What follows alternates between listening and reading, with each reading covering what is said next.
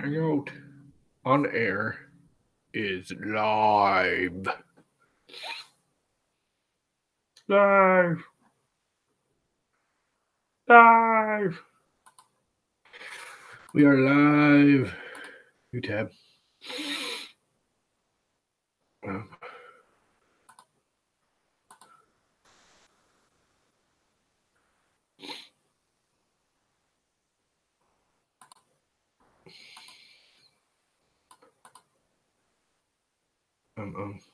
That's what I'm looking for. That's what I'm looking for.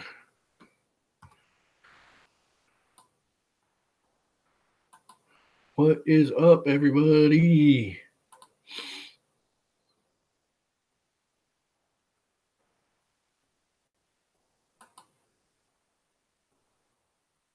Okay, stop spinning your wheels and tell me just do what I ask.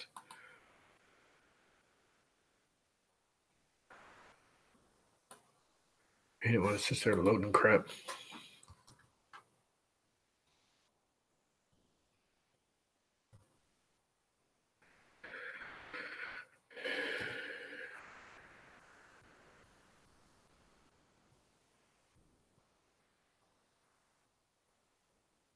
Okay. Send.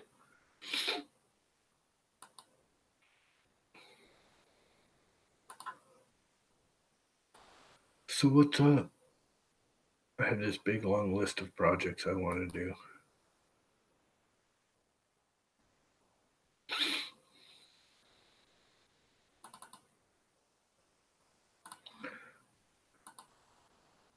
My list of things to do.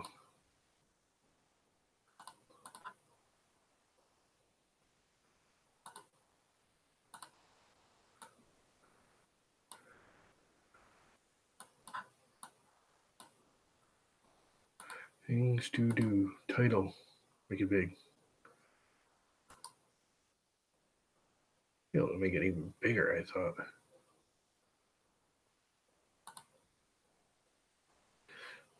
Grand plus.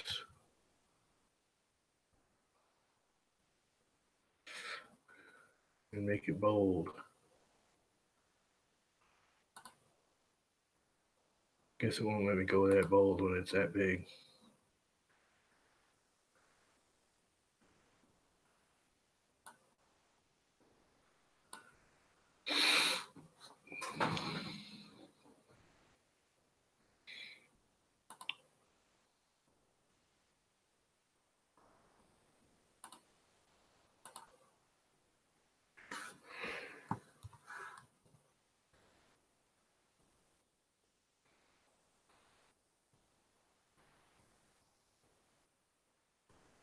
We should have gotten something to drink before I went live, but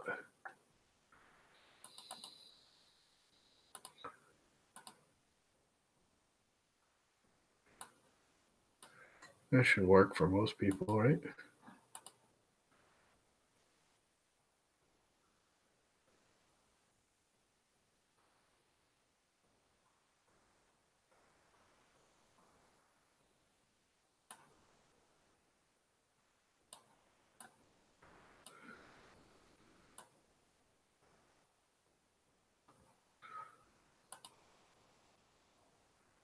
Actually, I could probably leave that up there.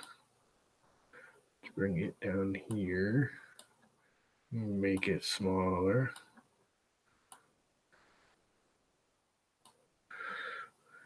Bring this over here. Bring this over here. Actually, make this much, much smaller.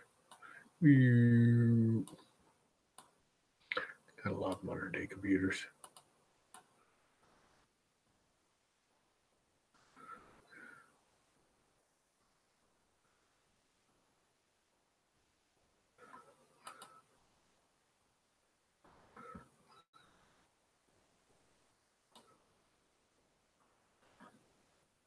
That should be down here somewhere.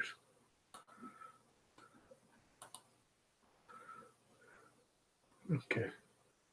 That doesn't look too terribly bad. What's up on Raz? I'm gonna go grab something to drink. I forgot to grab something to drink. I will be right back. I'm just gonna grab another soda. because I'm really, really thirsty. I'll be right back.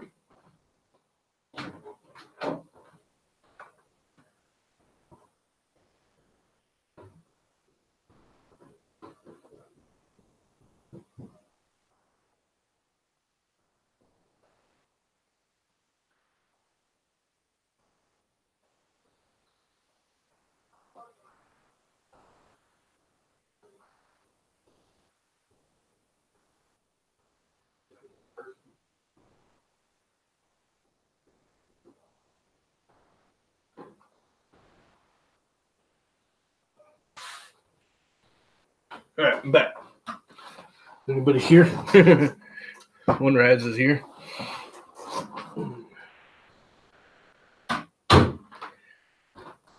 Oh boy.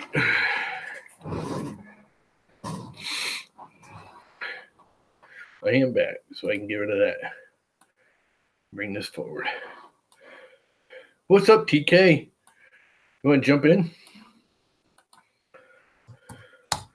I don't leave it there long because I don't want a whole bunch of people in here going crazy, but you are more than welcome to come in.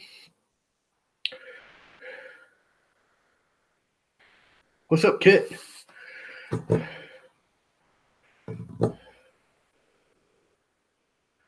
guys are more than welcome to come in.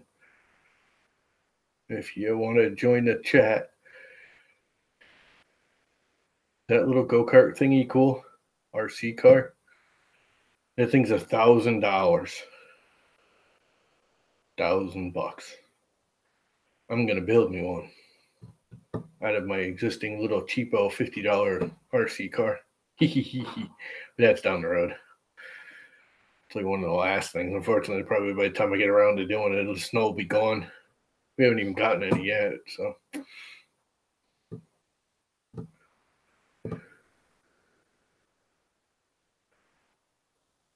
A hot water bottle and a brew, and I will pop in. A brew of what? Oh, you guys call like tea brew, huh? Or are you talking about beer brew?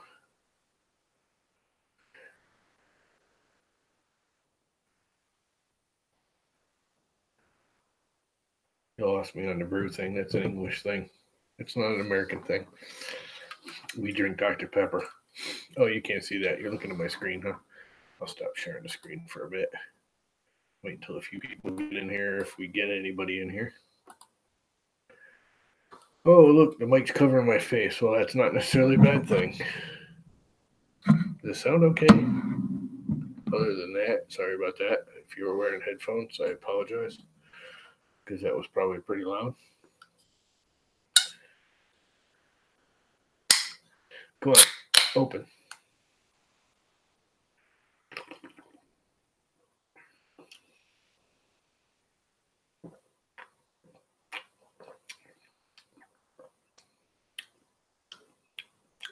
Dr. Pepper, yum. One of my favorite sodas. No, I can drink just plain cherry Coke type stuff, and it's just as good. Which people don't realize, Dr. Pepper is cherry Coke with. It's got more flavors. I don't know who they say, like 11 different flavors added to it or some crap. But it's basically a base of cherry Coke and then other stuff added. You know, stuff added.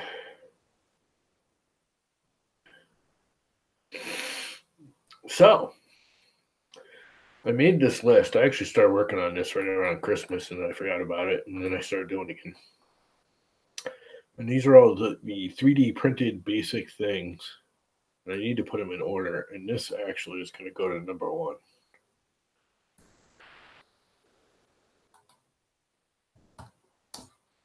Because I want to get Walter Bobblehead done this week.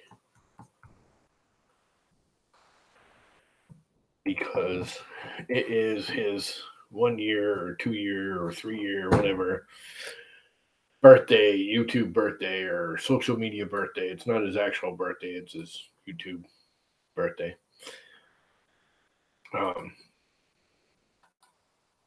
For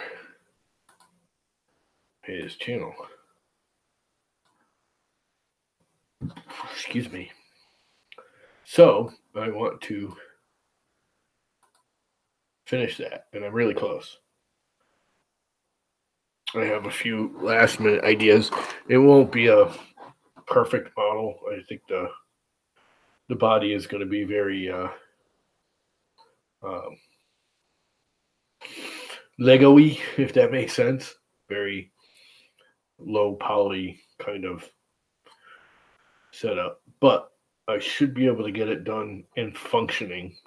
I think I've got the whole function worked out. I have to make one more test print. I have to make the body a little bit bigger so I can get the head into it. But I think I can make the bobblehead work. I think it's at that stage where I can actually make it function. I'm going to release the files. And then, what's up, Matty Jake, Jakey Matt?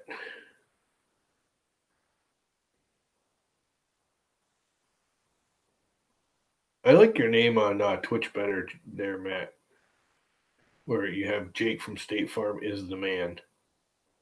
I think you should edit it here and do the same thing. I think you should add the is the man here.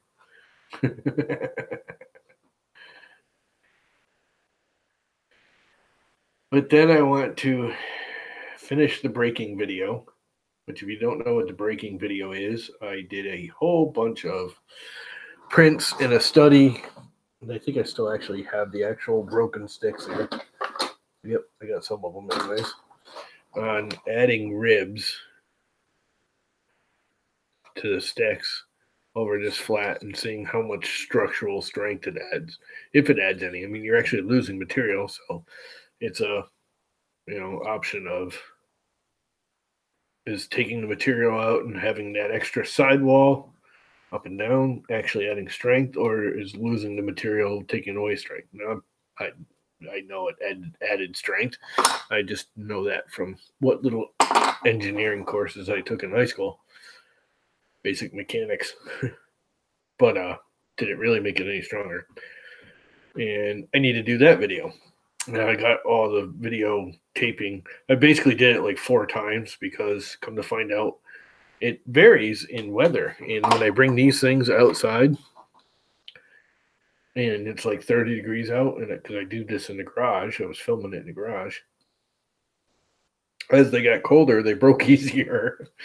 So some of the flat ones that are supposed to be stronger actually were, or that are supposed to be weaker, were actually almost as strong because of the cold weather.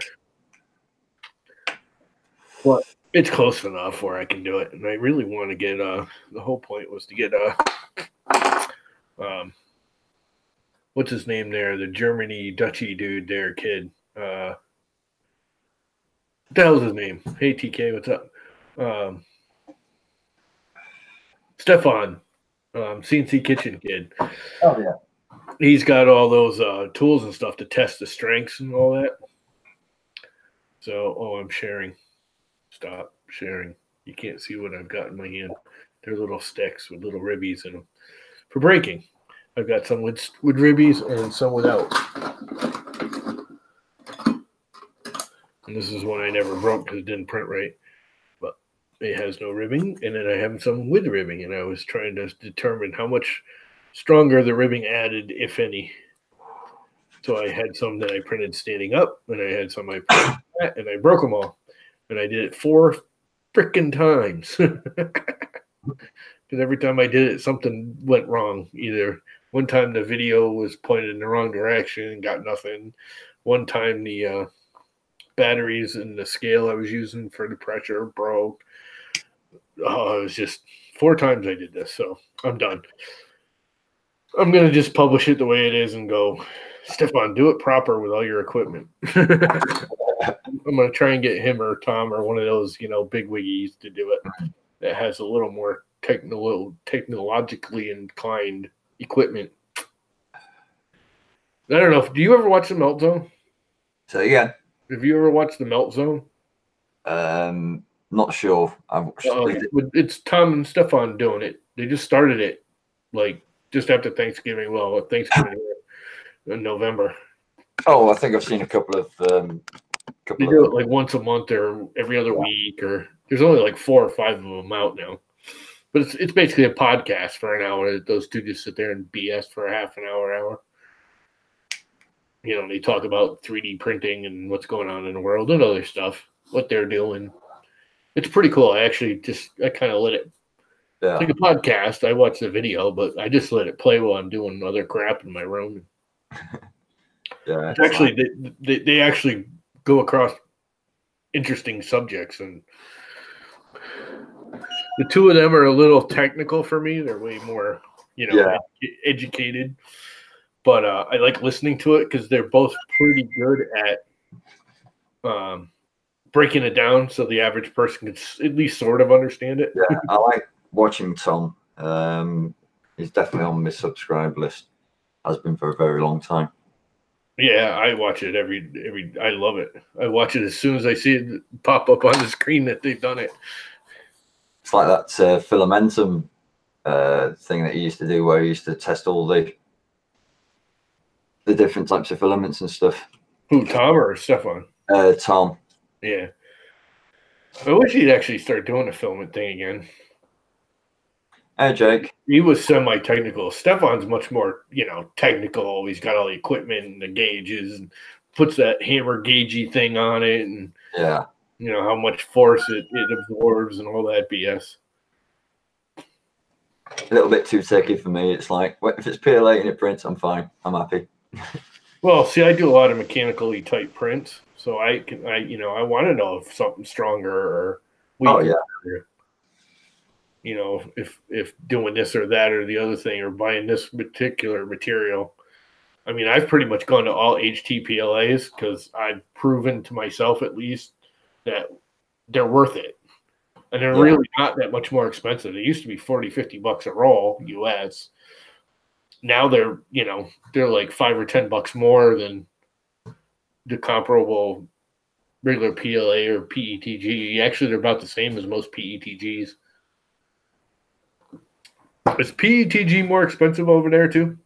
I don't really know. Good PLA. I'm not talking the cheapo crap, but I just tend to use like PLA at 20 quid a roll. I've not really done that much FDM printing apart from that Buddha head and a few things recently. Other than that, I've been on the resin printers. Oh, screw you! I want a resin printer. I sort of do and I sort of don't. I'm kind of a slob when it comes to liquidy stuff. Yeah. I mean, I'm surprised I haven't spilt more than I have. I do a lot of, sheetrock mudding, plastering. You guys do full wall plaster, but we just tape the seams here in the US. Yeah. Regular sheetrock.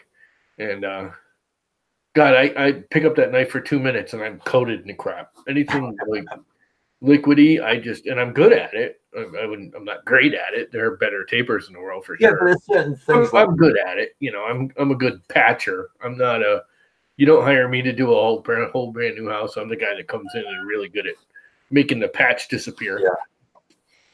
Yeah. If you get it on you can easily, just let it dry and break it off. Oh yeah, well, I'll wash it off with water. That's not the problem. The problem is anything liquidy like that. I mean, anything. I'm washing the dishes, dude, and I get more slime on me than I get off the dish. I'm just one of those people that splashes too much. Yeah. You'd make a good decorator then. Yeah, no. Hate decorator. I think the decorator here, it was funny because he came around before I moved in, decorated the place, and ruined the carpets in the process. Oh yeah. That's the other thing is I don't like doing all the prep work for like painting and stuff. Yeah. I'm actually a halfway. It used to be. Now that my eyesight's going, I'm not so great. But I used to be an okay painter. I mean, you can see in my crown molding. Granted, this is probably 10 years ago I painted this room, but yeah, I can make a nice straight line without tape or anything. It's like when they got the window frame, he filled the bloody gaps up. I ended up having to take a crowbar to all the windows to get them open. Just so stupid. It's the people that just come in and slap the crap on. Yeah. They're not actually taking the time to do it proper. That's a quick landlord job, isn't it? Somebody's moving in, give it a decoration, they got a week. Yeah, well, I've done that. I mean, not proud of it. I've done the whole, just because of time constraints, you just slap it on as fast as you can just to get it done and out of there. Yeah. And usually it's rental properties, so no one cares. Basically, get rid of all the marks from the last tenant. It's the magnolia. I can't stand the color. Yeah, it is kind of a yucky, brownish, tanny yellow. Yeah. And it's actually more yellow than it is tan, isn't it? Yeah. Oh, that doesn't help with the lighting. It's like a lot of the flats that I've moved into, though, over the years, as soon as I've suddenly gone, yeah, I think I'll decorate, and I've decorated it, and then for some reason the landlord's either selling the place or, you know, I mean, they want more money for the place or whatever reason, I've had to move out just after decorating it. So I've refused to do this place. You know what I mean? I'd rip the wallpaper down if it was me. Oh, that's wallpaper? Yeah, with paint all over it. Oh, paint on top of wallpaper? Mm-hmm. Oh, I love it when people doing that. Oh, it could be worse. Worse. We just did one. My old boss's son bought a house like 2 years ago. And we were just kind of, it was about this time of year, and me and my boss were just goofing off during the winter because we basically shut down over the winter. Yeah. So we're going down, you know, the kid bought a house. It was his first, he's like 25. It's his first investment house, you know. So we went down there and you know, helped him remodel it and clean it up. And, you know, the whole deal was he was going to live in it for a year and then sell it. And there was some paneling on there, and we started tearing the paneling off, and the wall was like so bad behind it. We just left the paneling and painted it. That's the other thing. I've painted over wallpaper, but when I paint over wallpaper, I skin it first with mud. Yeah. With plaster. And then you don't notice it's wallpaper. It looks like a sheetrock wall until someone goes to put a nail in it and it just spider cracks away. I remember one flat had wood chip wallpaper on it, and somebody had used gloss paint and painted the mural on it in gloss paint, and that was a nightmare to strip. Yeah, you really don't have to. You just hit that one kills. I just go right over it. Hit it with some sandpaper and go right over it. Yeah, but it was all gloss paint though. Just anything else, you can scrape it and it'll, you know, soak it and it'll come off. Yeah. You know, I mean, it depends on. If it wasn't my house, I wouldn't spend it in frickin' time. It's just a rental. But that is that like a yellow color or is it just the lighting? It's partially the lighting, but it's a creamy yellowish brown color. It's not really tan though. See, I don't mind the tans. Yeah. If they're brown tan, not yellow tan. That makes sense.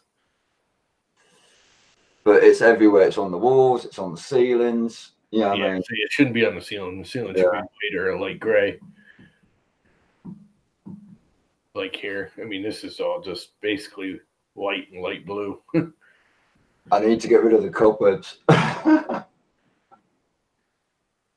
That's why they make those little cordless vacuums, man.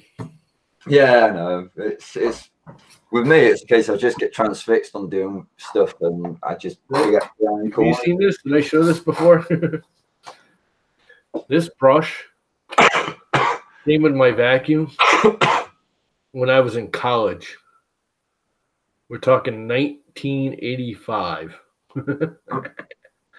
And this brush is one thing I will never, ever get rid of. This thing is so worn out and beat up, and it is the best. You know, most of those vacuum brushes are all like round or this thing like gets in, it's elongated, you know, it's like a weird different shape than 90% of them. Or like this one, which is totally flat and just a little bit of fabric for your curtains. Yeah, that doesn't really work for me because it doesn't get into crevices. This is like a borderline crevice tool / brush one. And like I said, I've had this since the mid 80s, 85. This came with my vacuum I bought in college. which I actually still have. I still have my vacuum from college. It's in the closet. I think But I I've got. just made the adapter for this to fit on my little cordless vacuum for work. Yeah, I was just thinking to myself then, I have got a little brush like that somewhere, and I've got no excuse now because I've got 3D printers. Yeah, I love the little thin brushes. They're like I said, like crevice tool brushes. Those are the best ones.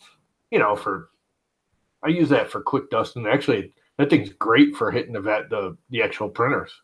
Yeah. I cannot stand the little pet hair. I call it printer pet hair. Oh yeah, You know, the little strings of plastic every time the thing re-extrudes or you start a new roll. Hate that. The amount of stuff I had to clean off the when I was printing the moon parts. Oh, I can imagine. It was like it's as if a spider just literally sat over the fan. I was pulling out. It looked like candy floss. Yeah, it's that fine. I mean, just pulling it out of the fan and going, "Jeez." Dude, I've gotten some because just as the printer starts, you know, I always heat it up while I'm doing other things. And when it's all preheated and I hit print and it starts. And you always get, you know, the dribble that comes out. And there's a few of the filaments. Matter of fact, one of them is that monofilaments direct I just got. It's kind of rubbery, and you pull on it, and you get, you know, the little ball that strings out. And you take a paper towel or whatever, and you wipe it off, or, you know, metal wire brush. Anyway, so I'm walking away, and you can you can't see it, but there's still that micro fine hair still attached to the printer, and you're like, you can feel it like go across your hand or something. It's like disturbing the hairs on your arm, and you're like walking away, and you're like, what the hell? You can't get rid of it. It's like spider webs. Hi, Rover. Hate that crap. Yeah, I hate it when you're walking through the woods and you get the drift spiders and you walk into a spider web. Ah. Yeah, well, that's what this is like coming off the printer sometimes. Certain filaments will do that. It'll give you that spider webby kind of yuck. What's up, Rover? How is life? So anyways, going back to screen sharing, the whole reason I started this stream is this is my list of 3D printing things to do. So I got to finish the break. I got to finish Miss Country, which I'm getting pretty close. I'm almost to the point, well, it doesn't really look like her, but close enough. I need to do one on my spinning tops. Have you done more work to it since you last was using it on live? Huh? Done any more work to it, the model? Which model? Miss Country. Yeah, I did a stream the other night. Were you watching the other night when I did? Yeah. I was just wondering if you did anything more to it. No, I haven't touched it since I streamed, a week ago? Not quite a week ago. I need to do one on the spinning tops. I need to do one on chamfering threads in Fusion. I need to finish the trash walker, and I need to do the flapping bird. And then you can see this picture right here. Yeah. This unit is $1,000 right there. I can't justify £1,000 on it. Well, here's the thing, and I'll go back to my camera.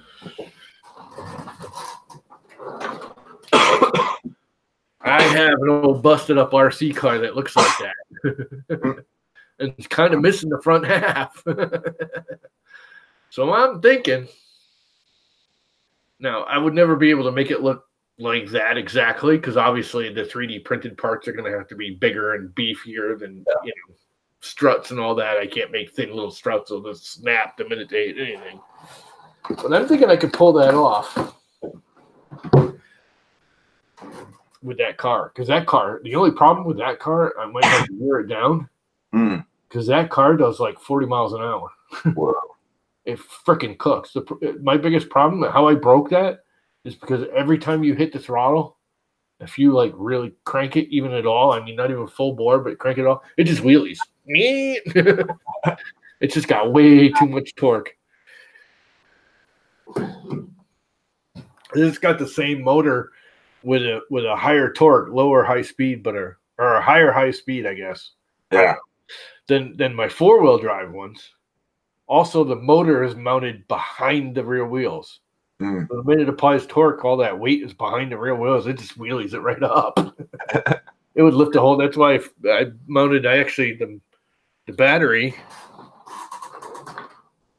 The only way I could get it to stop wheeling, the battery actually mounts down here underneath, way in the sort of it toward the back. The nose is way out here, and the wheels are normally out here. I had to make this mount, and I mounted the battery up here, way up in the nose, to add weight to the nose to keep it from wheeling. Give it a lead bumper. Let me guess. Update, reboot while you were doing something important. Update, reboot what? Oh, like a Windows update? No, I have Macs. one of the many reasons I have a Mac. I'm getting a new one. Windows 10. It's a very generous person who I won't say who it is yet until I verify that they care, and donated me a new Mac. Nice. Not brand new. It's one of his old ones, but yeah, it's still a lot faster, newer than this. This is a 2.4 Intel dual core duo or whatever it was. It was like the first of the Intel core processors. But it was the highest, fastest one at the time. It was a 2.4. Most of them were like 1.4 and under. And this was a 2.4. I paid a lot of money for that for a stupid iMac or Mac Mini. Yeah. The one he's giving me is an i5 2.6 quad core. Nice. So it should be more than twice the speed in theory. Yeah. Plus, the motherboard's faster, more memory faster, everything faster. So is it all built into the monitor? No, it's an iMac. Or a Mac Mini, not an iMac. All right. Same exact thing, just no monitor. People don't realize a Mac Mini and an iMac are the exact same thing. Yeah. They even use the same motherboard generally. The only difference in the motherboard is where the little screw holes were punched and mounted on the back of the panel. It's like I remember one of my mates was like, I've just got my Mac, come in and have a look at it. And he went in and he was like, everything's in the monitor. And I was like, what? Everything? And it's like, yeah, everything's in the monitor. So it's like, if your hard drive dies, you can't use it. Well, you just put a new hard drive in it. Well, yeah, but it's a bit different over it. Yeah, no, and I love the look and form factor of like the iMacs. Yeah. And the Mac Minis. I love the concept they originally had. But like this one, I can pop this one apart and replace any of the parts within an hour. Yeah. I mean, it's small and it's, tighter than a regular computer or a PC, but it was generally the same thing. It's all standardized parts. You can put any old drive in it. Yeah. Now the new ones are all soldered together. They bury the hard drive underneath the plant. They don't want the customer screwing with it anymore, which in a way makes sense, but it would make sense and it would be a good thing if they were using the latest, greatest hardware. Yeah. You didn't need to upgrade it. That brand new 2018, 2019 Mac Mini that they just came out with is twice the price of the old one. And it starts with an i3. That's basically the same thing as mine. That's 10 years old. Yeah. That's just ridiculous in a brand new computer. That's $800. Get more power on your iPhone for that price. Huh? Get more power on your iPhone for that price. Yeah, you almost do. I mean, it's a quad-core i3 with 8 gigabytes of memory, which is pointless in today's world. And it comes with a 128 hard drive. Granted, it's an SSD. That's all it'll take. It won't take a regular spindle drive anymore. It's SSD only because it's basically just a memory card. Yeah. It's not even, the SSDs now all come into cases that look like a regular hard drive. It doesn't even look like a hard drive. It looks like a memory chip. It is a memory chip. That's all it really is. A really, really big memory chip. But come on, $800 for a 128 hard drive with 8 gigs of memory on a i3. Yeah. Just to stick your name Apple on it. I mean, Apple used to be breaking, leading edge, cutting edge stuff. Yeah. They might not be the latest, greatest, but they were always right on that bridge. Now they are the slowest, oldest, crappiest hardware you can buy for twice the price. Yeah. It's like years ago, I nearly got a Mac just for the graphics capability because it was better than the PC. Yeah. But now they're so far behind in the graphics because they don't want to deal with any. I mean, NVIDIA basically has bailed on them. All their graphics cards now are the Intels because NVIDIA just bailed on them. Said, screw you. We're not writing any more hardware or software, code for your stuff anymore. They burned too many bridges and they've gotten worse. Yeah. And they're losing money left and right. They're going down. They are not making money anymore. They're losing money. And that Mac Mini was, they thought that was going to be their savior. And they made it look, they kept calling it the Mac Mini Pro. It ain't no Pro. It can be. Yeah. I mean, you can get it with I think a 16-core i7 in it with 2 or 3 terabyte SSD, and I think it'll take up to 64 gigs RAM. Yeah. Okay. Sounds like a nice machine. It's like $7,000. And it's like a high, a mid-end PC. Yeah. It's not even a gaming unit PC. That's a mid-end PC. Maybe $1,500, $2,000 for a better one, with a better motherboard. Yeah. It's just stupid. I mean, I have no problems paying a little extra for the Mac hardware because I much prefer the Mac OS, and that's truly what I'm paying for. The hardware doesn't matter that much to me as long as the software works and I can get 10 years out of it. That's my goal. Is every Mac I've ever bought, I've gotten 10 years out of it. Yeah. A couple of them, actually, I had one that didn't, but it's because the motherboard kept burning out on it. It's like at the moment saving up to try and replace this unit. But I'm gonna end up going back to Windows, and I hate Windows so badly. Yeah. It's like, I must admit, I hated the idea of Windows 10. I so hanged back from it, because I knew where everything was with XP.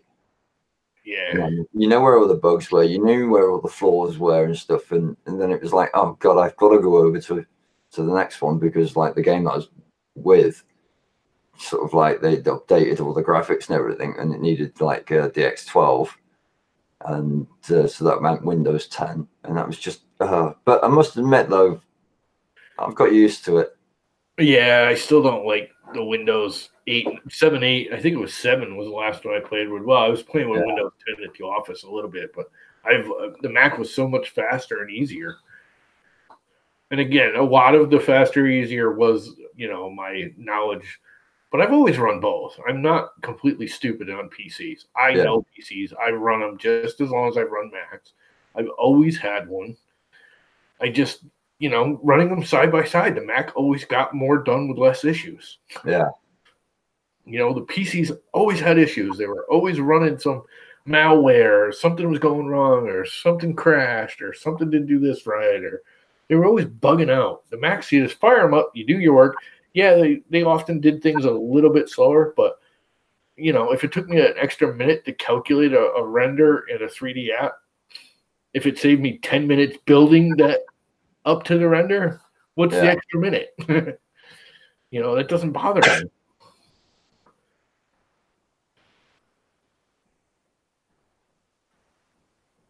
Yeah, I agree with Kit there. Like, it's like everyone keeps updating their phone.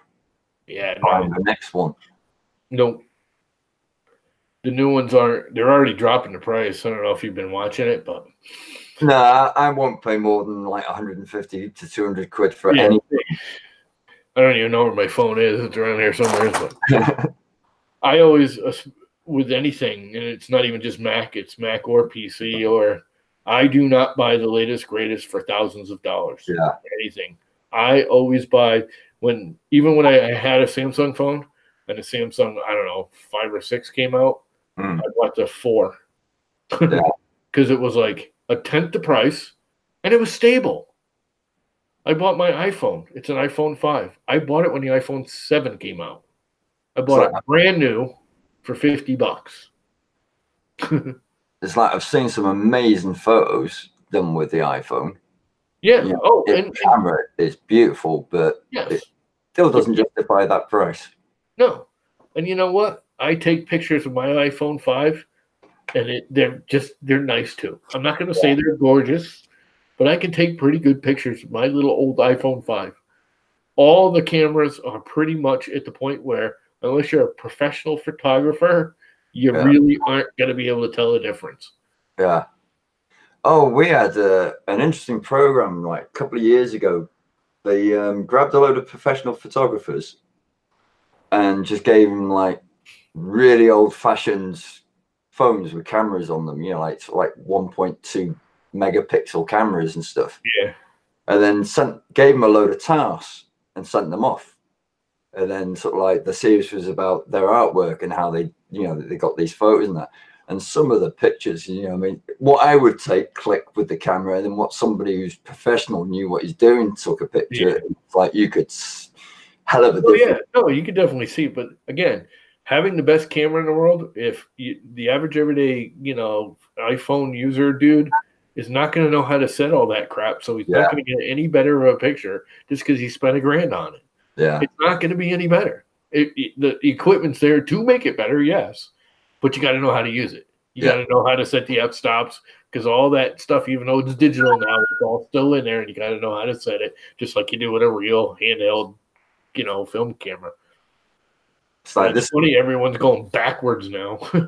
I've had this one for 2 years, the Zook One. Is that an iPhone or a Samsung? No, it's a Zook One. It's I think it's Chinese. Oh, it's all battery. So it's an Android. Yeah, it's Android, but it's Google phone. I usually kill phones pretty quickly. Remember when they used to actually call that Google phone, not Android? No, that was before. That was Android is Google phone, you know. Yeah, but what I mean, I didn't use all the way up until recently. Mine was just a Nokia 110, like. Yeah. But again, Google phone was Android. Is Android. Mm. They just made it. They were smart, unlike Apple, and said everybody can use our operating system, and they make money off the operating system. Yeah. That's all they do. Apple's got to start doing like Windows, and they need to do a limited lease of their operating system and let other people build their hardware, and then still have their hardware that's top of the line, ultra pretty, you know, and that be the key. But they'll make more money today on there because their operating system on the computer is still far, far, far superior to Windows. I'm sorry, but it is. The hardware is so outdated, it's not worth it, but the operating system is still way more stable. It's like I've managed to screw over me ZBrush. Why? When I go to decimate an object, it just runtime error. So I've got to suss out what changed with the runtime crap. On a Mac or a PC? PC. Oh. Windows 10. That's weird because ZBrush actually runs a little bit better on a PC than it does a Mac. Yeah, everything works fine until I go to decimate the object, and then it just goes kunk. And I've even tried other versions of, you know, like ZBrush 7, and even that does the same.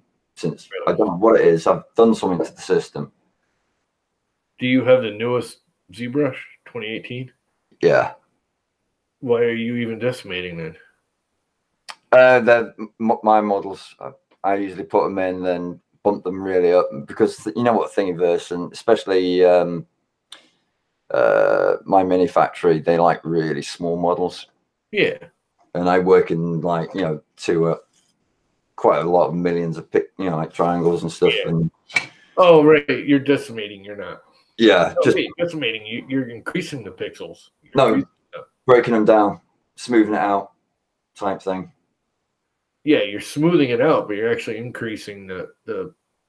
No, there's a plugin which basically allows you to sort of like reduce the amount of triangles that are on there. I was gonna say, because if you have 2018 and if you start using the Sculptris setup, Yeah.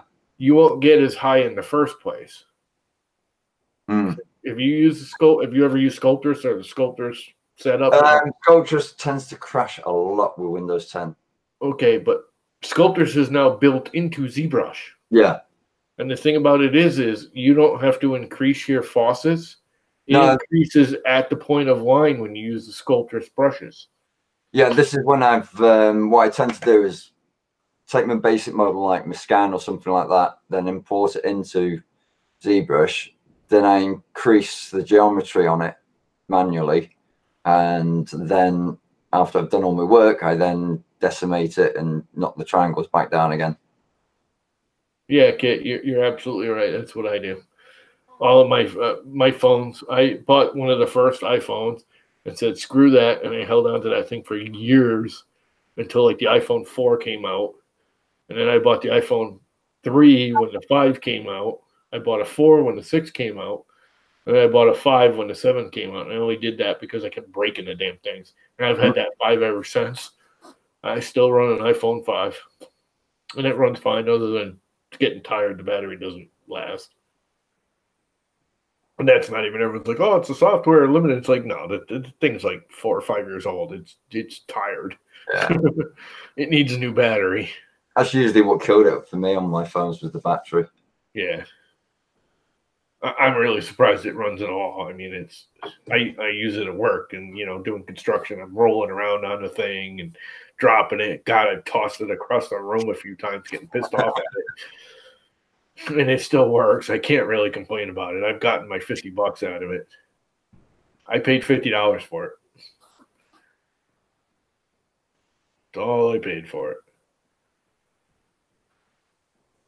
Yeah.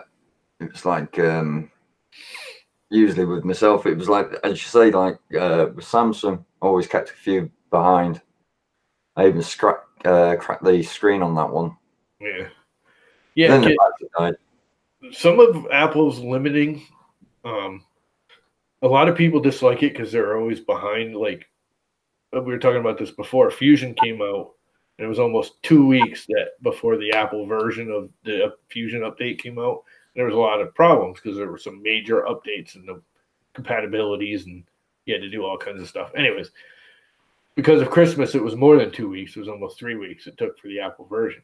The thing about it is Apple controlling their software and their software distribution so strictly is a bad thing in the sense that there's less of it. It's harder for the developers to do. Yes. It's better for the final customer in general. Again, everything comes out slower. But it's better because Apple tests everything. They make sure there is no bugs, there's no viruses, there's no nothing. If you take something and you download it from the Apple Store and you install it on your computer, you are 99% guaranteed it's going to work because absolutely nothing comes out of that Apple Store that Apple hasn't tested. Apple hasn't gone through the code and made sure there's no viruses. Everything coming out of that Apple Store has been cleared. So you never have to worry about crap. PCs don't do that. Google Store does to some extent, not to the extreme Apple does. But Google Store does go through them and make sure there's no malicious software built into any of the apps that come out of the Google Store. But Apple does it with all their, both, the iTunes Store and the Apple App Store. So, yeah, limiting their software does, because they got to limit to their hardware because they want to limit the usage of it so people can't. Yeah. I wish they would open up their operating system to other hardware.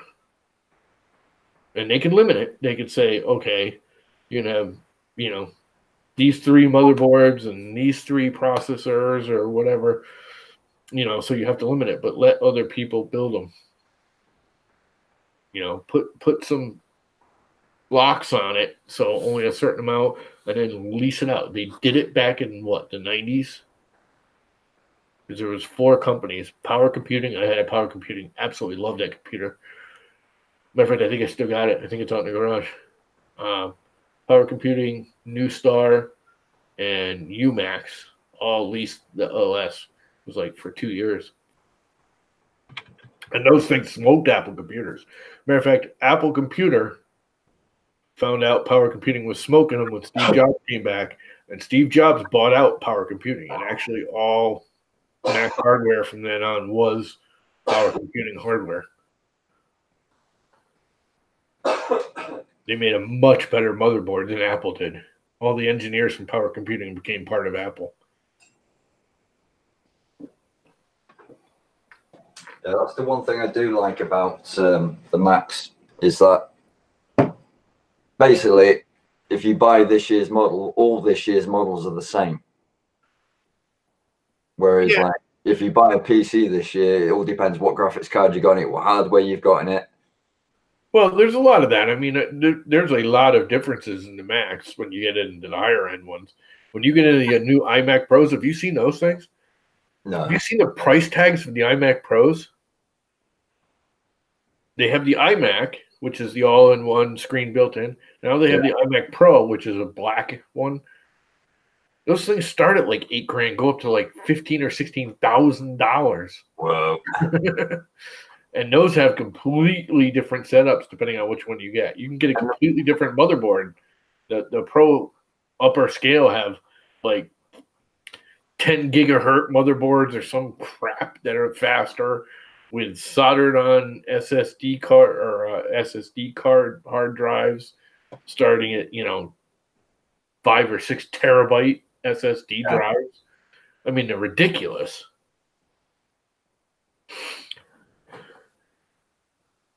Yeah, because I'll never forget when just before Joel Telling went, he was still working at Adobe, and he was right at that end. Adobe handed him one of the new iMac Pros. He's like, "Look at this thing the company just gave me." He's posting on that other channel, his tech channel that he does. Excuse me, they only post to about once a month, but. Anyways, he was doing a thing, and I was watching. I was talking to him. I was like, "Yeah, do you know how much it goes?" He goes, "I don't know. My company just slapped it on my desk to, do my coding on and make sure, just he needed it to make sure it would match up with whatever he was writing for Adobe at the time. That would run on the new hardware." He goes, "I have no idea." I go, "That's about $18,000 in front of you." And he goes, "No freaking way!" It was like the top of the line, like. I don't know, something ridiculous, like a 4.2 quad core or 12 core. I think it was a 4.2 12 core water cooled iMac. I mean, all in one water cooled. It was like something ridiculous. It's like the top of the line. Pretty sure they're about $18,000 or something, all maxed out with the hard drive. And Apple's going crazy. And again, even that $18,000, it's just an i7. Yeah, it's not even like Xeon or whatever now that Intel's got and the PCs all got. I mean, you buy a freaking $13,000 PC, you're gonna get like a 20 million core Xeon monstrosity with freaking cooling fins and 18 different graphic cards and keyboards that automatically work magically. But I mean, Apple's just gone crazy with overpricing outdated hardware. Yeah, I think that's where they're thinking how we're going to make some money. We'll put the prices up. Well, that's what they did. I mean, they admitted they said their sales were going down, so they figured instead of worrying about the sales go down, they just charge more per item and become the high-end unit, because they make everything pretty and everyone wants it because it's pretty, and they do. Their hardware is absolutely gorgeous. There's no question about it. But to do that, to charge the high-end price, the guts of the computer need to be high-end too. Yeah.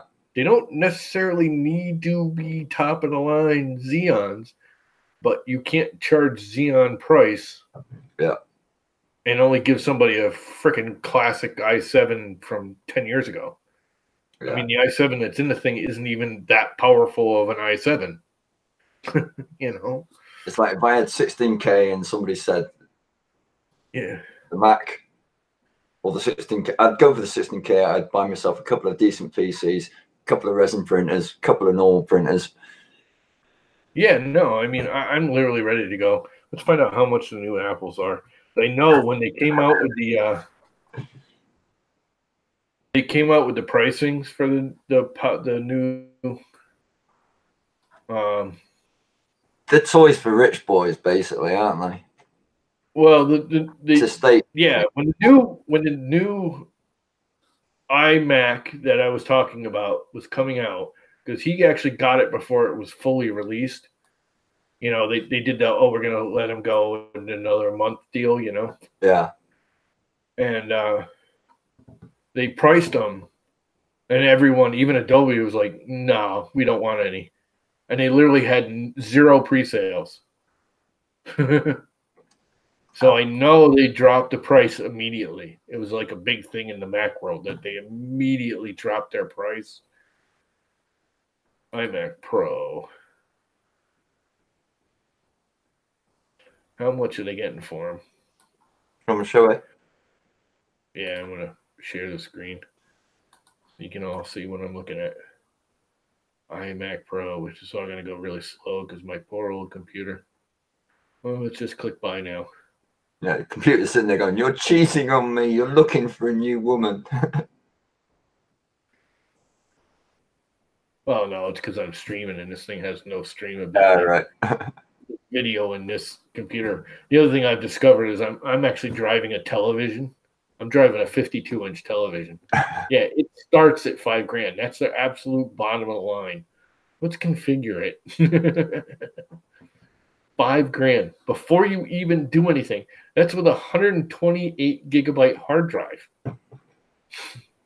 It's not even like a usable hard drive. Come on, scroll, baby. I know you want to. I think my computer just locked up. So let's bring it up to.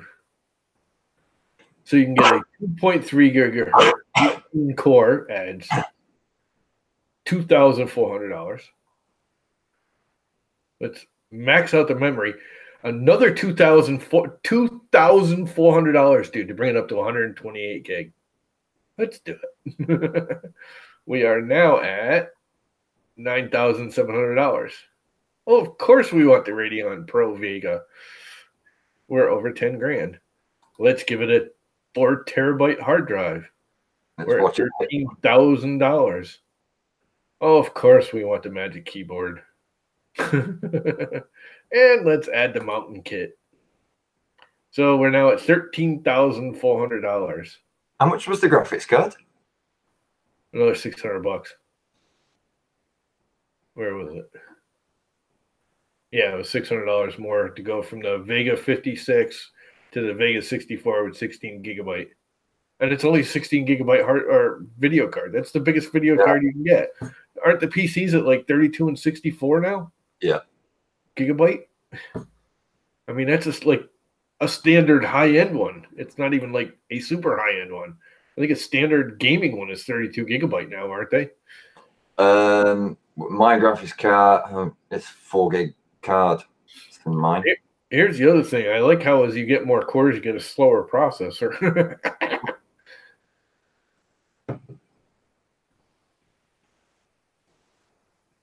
I love this. It's a 2.3, but it turbo boosts up to 4.3.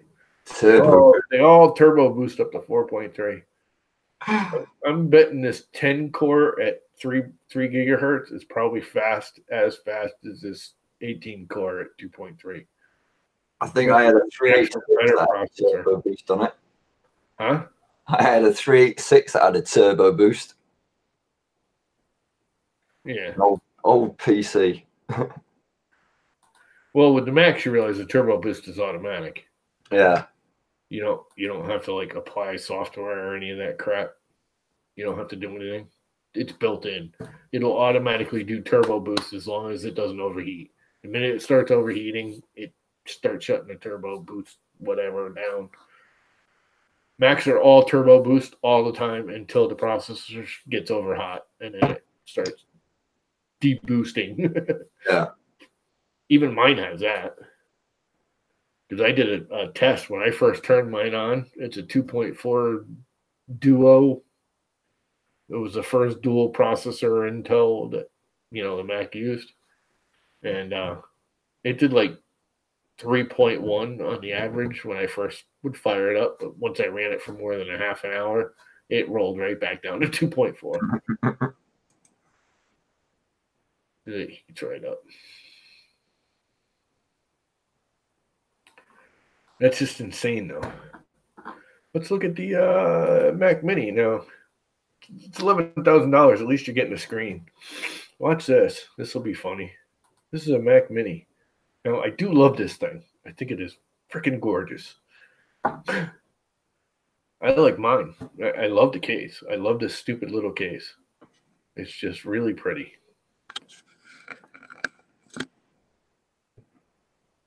But I mean, look at this, how this thing's configured.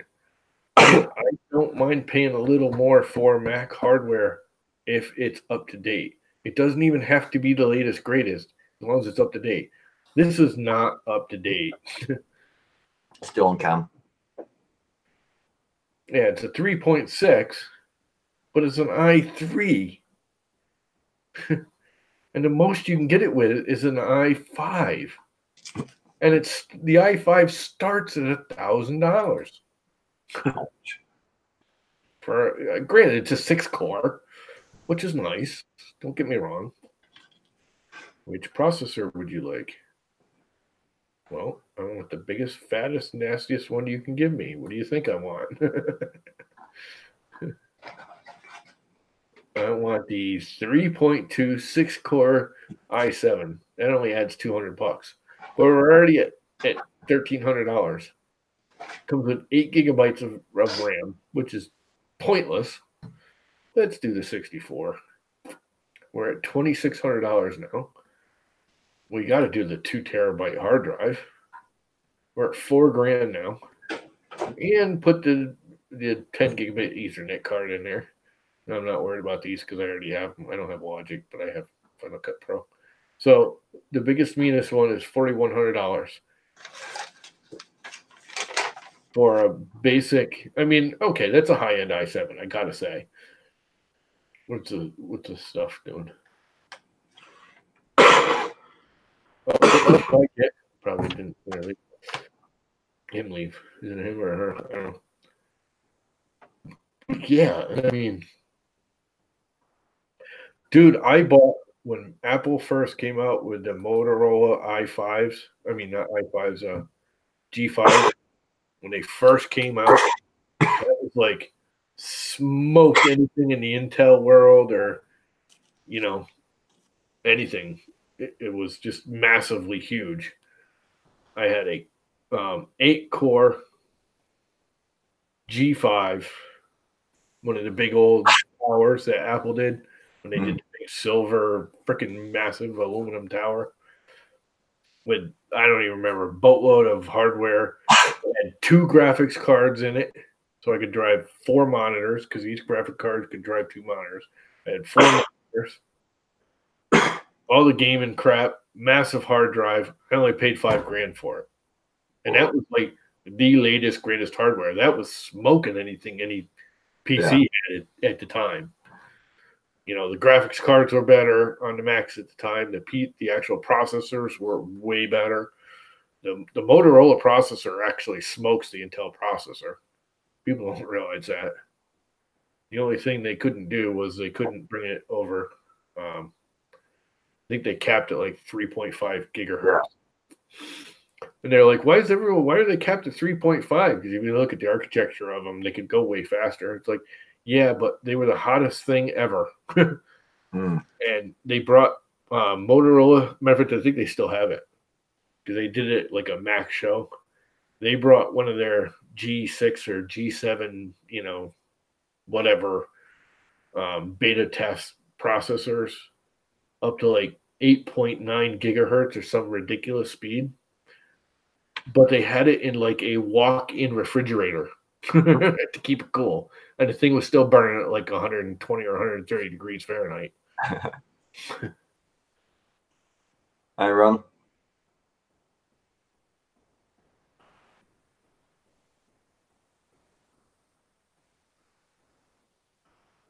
Yeah, that G5 was heavy. That was a monster. That thing was awesome, though.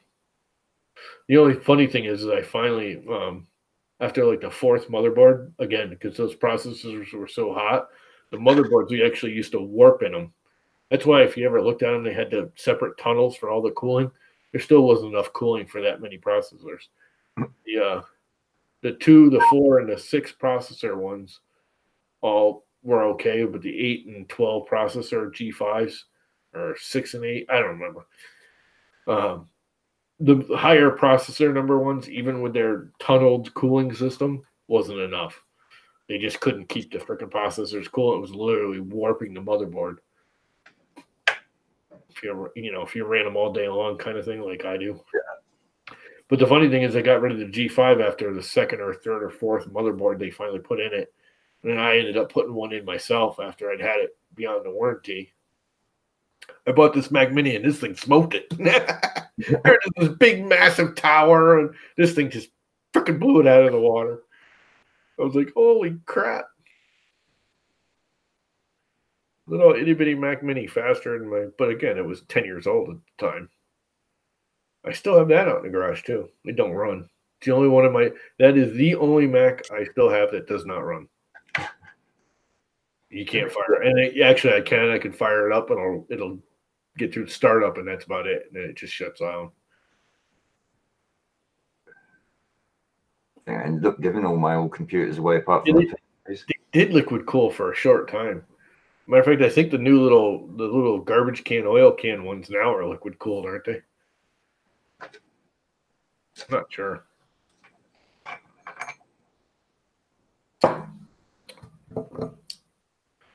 Anyway, I was supposed to figure out my list of things to do, and I just haven't. I think I'm going to leave it alone.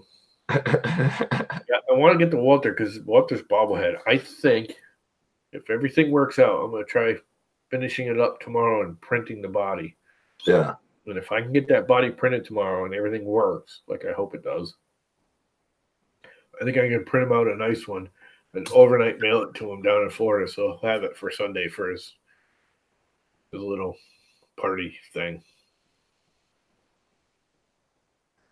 Yeah, I kept missing. I've had a lot of problems with bloody notifications. Well, that's the other thing about PCs too, that here we've turned into a Mac compared to PC thing. The other thing that I always hated about PCs and everyone loved is there's so many applications for a PC to do the same thing that happen on a Mac. It was like, oh, I can get 10 different ones on a PC for what you can get every one app on a Mac. Yes, absolutely. But the one on the Mac works. Yeah. It just works. If you pay the money for it, it will work.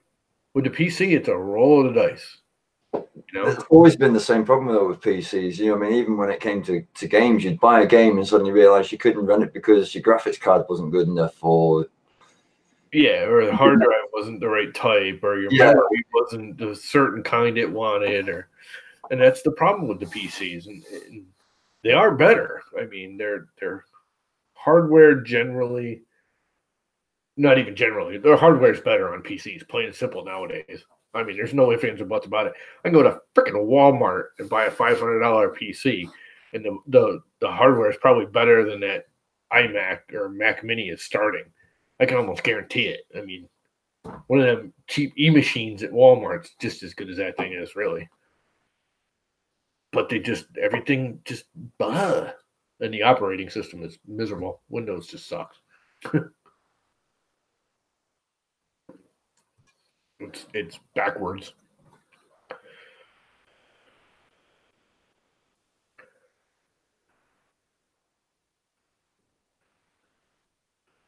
Like Pippi Longstocking. That would be funny. No, I am gonna work on the Chris Riley head, but that's way down the list later.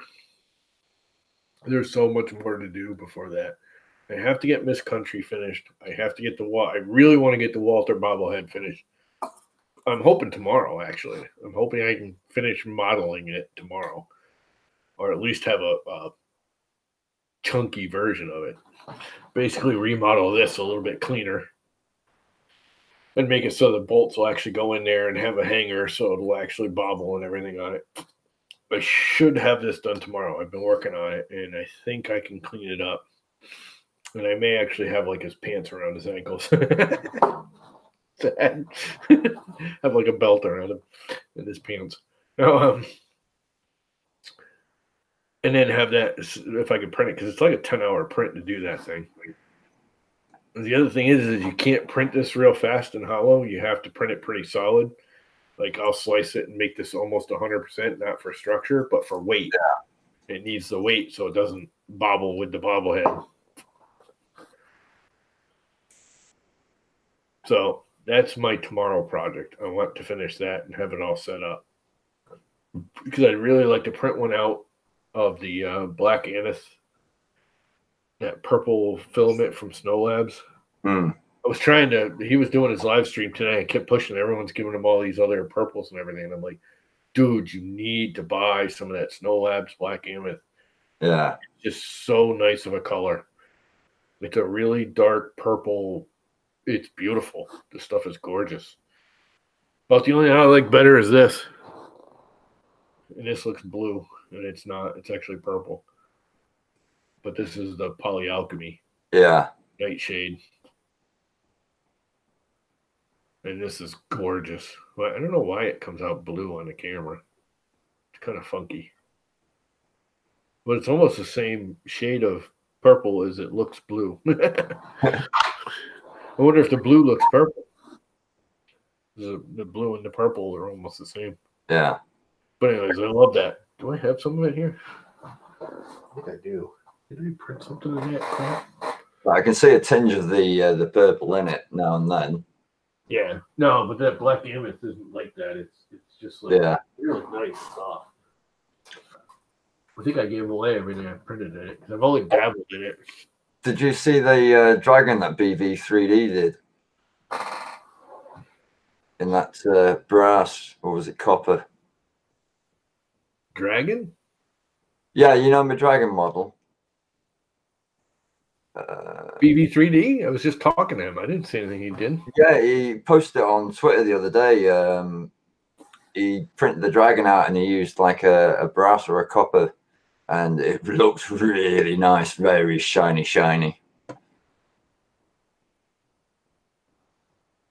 Just see if it's on Twitter. Yes, you know, I have been thinking about that too, Jeff.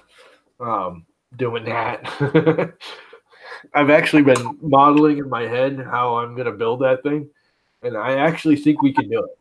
I think we can. It would be a massive undertaking. Massive. And it would not be easy to build. But I think we can. The only problem I can see with it is we'd actually have to like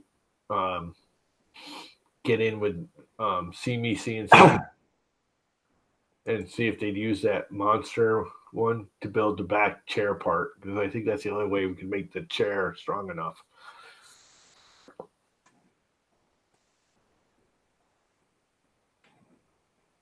My other thought would be to make it almost like a phone booth or a photo booth where you could walk in through his back of his neck, like stand up inside Walter's head. I thought about that too. So like, you know, like the neck of him. Where's my Walter head right here? So where I have the hook right here coming out of the back of his neck and it's kind of flat, we can actually make it kind of stand up on the beard somehow. And you just walk in or look in through the back of his head and then leave the glasses hollow or use like a clear, like a, you know, acrylic or something for the glasses instead of printing it. So you can actually be inside Walter's head. It's so sad. just thinking of that way, we could just make a Walter head mask so everybody can be inside Walter's head. Instead of like a stormtrooper helmet, we have. Or hit the live stream Huh? or do the live streams wearing them. Join his hangout and everyone's got one of the masks on. Yeah, or just show up at like Murph with everybody wearing a Walter head. Everyone's walking around with like a Walter head on.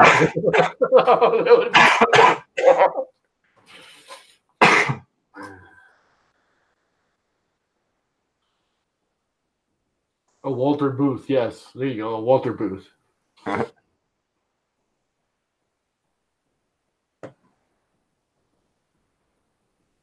The only thing is I was actually thinking of doing that. I was actually thinking of the Mind of Matt.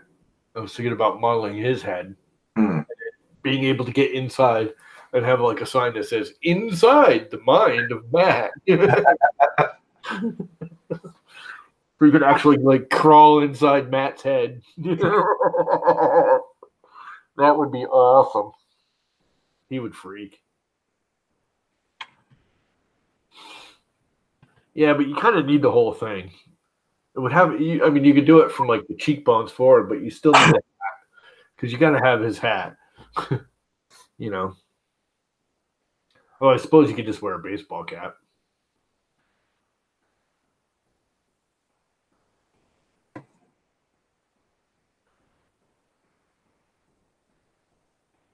It's just so funny looking. Walter.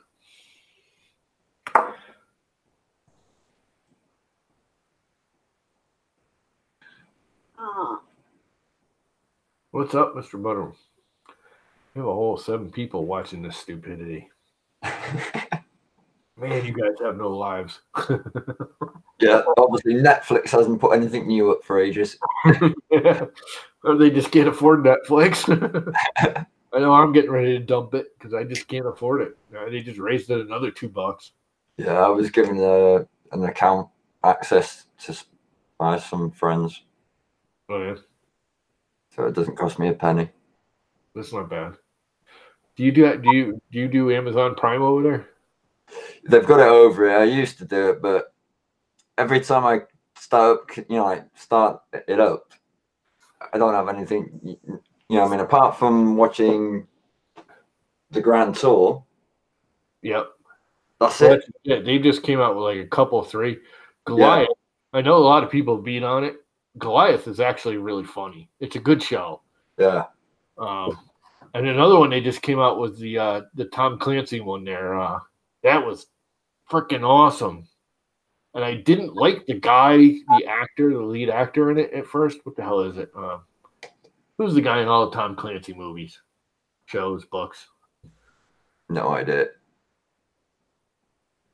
Oh, come on. What the hell's his name? Anyways, it's a Tom Clancy. Yeah. Espionage, U.S. against the Russians and the whatever. But it's really good. And I didn't like the lead actor in it at first. Like the first episode, I almost shut it off because like he just doesn't fit the part. Yeah. But he kind of does, and that's what you get. He's kind of a geeky, wimpy guy who is not geeky. He just has that look. Yeah. I mean, he is geeky, but he's not wimpy, I should say. And the guy, the actor, actually is like that too. I mean, it turned out, I don't know, it was good. I was surprised how good it was. Yeah, I mean, I must admit, I would pay for Netflix just for Discovery.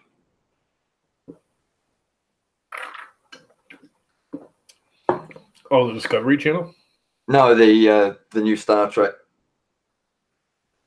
Yeah, but see, that doesn't come with Netflix here.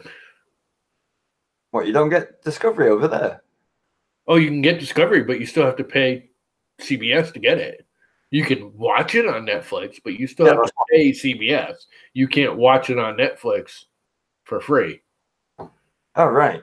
You can't pay Netflix and get Discovery. You have to pay CBS.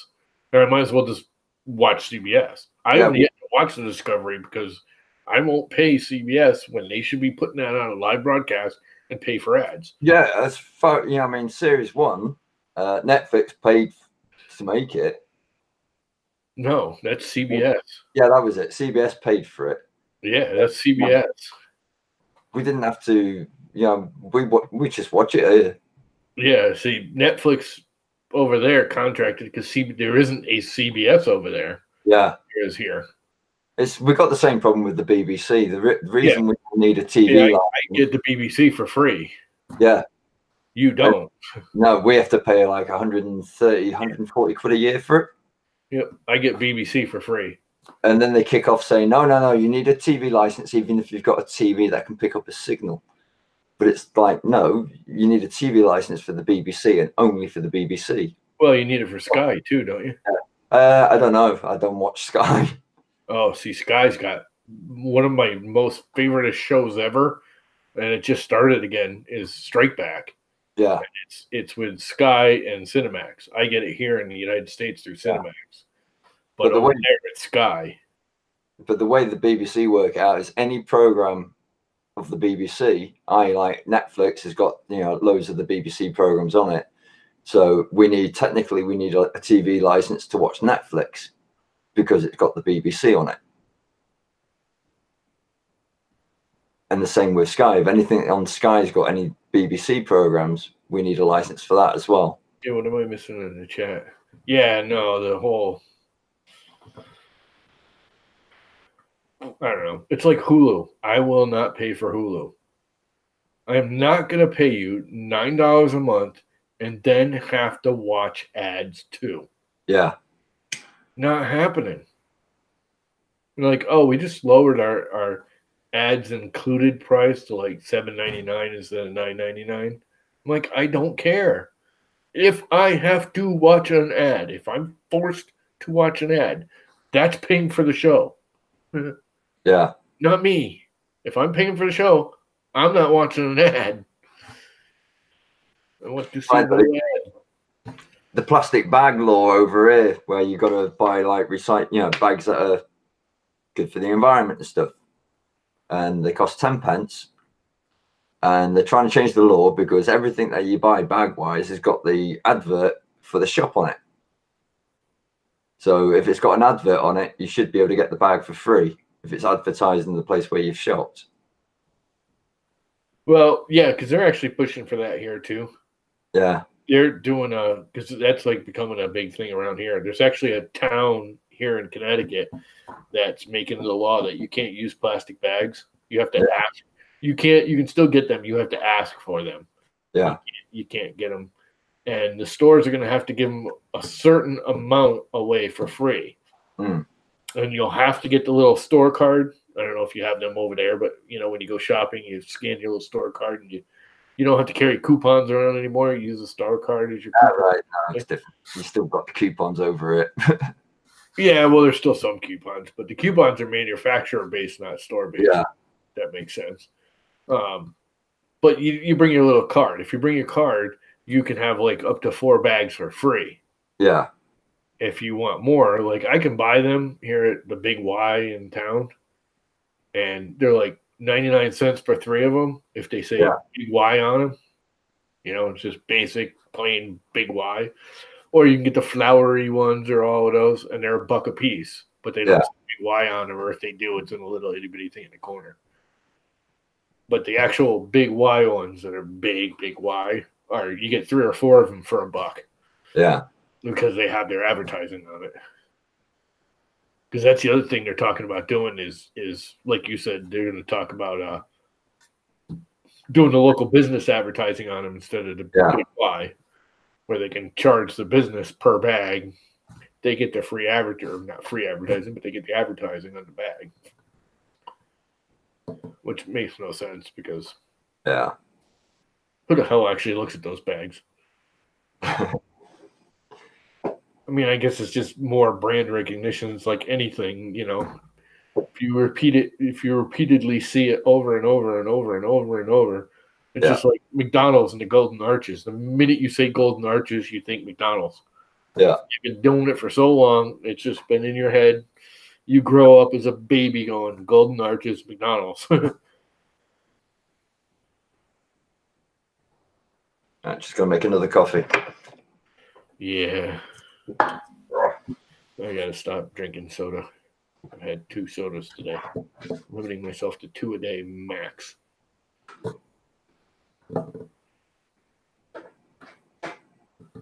Yeah. I usually ask for paper. I prefer the paper because I use the paper bag when I get home. Them plastic bags they're too useless. Yeah, it's like I hate all that the styrofoam packaging, and it's over here. Like if you buy meat from a butcher, like in like Morrison's or something like that, you get a plastic, a polystyrene tray with cling film over the top of it. Well, another thing I don't get is back in late 80s, early 90s. Actually, I think it was later than that. I think it was like mid or late 90s. They had the water soluble peanuts, packaging peanuts. Yeah. Styrofoam packaging, where if you soaked it in the water for a certain amount of time, it just broke down and you flush it down the drain. Yeah. And that crap went away like right away. And I'm wondering why. If I remember correctly, it had something to do with, I think people were getting too much of it and they were flushing it down the drain and clogging the septic systems up with the crap. Like on Facebook before, I saw an advert for a food packaging. Yeah, they're gas soluble. Yeah, I know that. Which, seaweed, which is edible, and everyone was like, it's going to be great. You can use it for putting over your packaging. And I'm like, well, if it's edible, it means air can get to it, water can get to it, and if your food's in it. Yes, I so know they're gas soluble, Goran. We had a moron. This guy was such a moron. So all wrong. He couldn't find a funnel. He was putting gas in one of our generators and couldn't find a funnel. We thought if he cut a hole in one of those plastic bags and poured gas in it, he could funnel it into the freaking gas tank.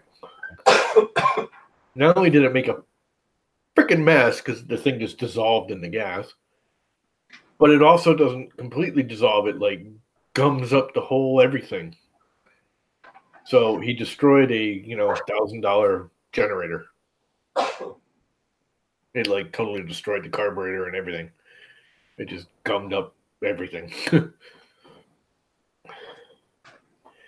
Yeah, but you don't see them. You'd think people would be using them. And I have heard they're still around, but nobody uses them. And they're not that much more expensive where it would be, people started using them like anything. If it became more and more mainstream, the price would go down.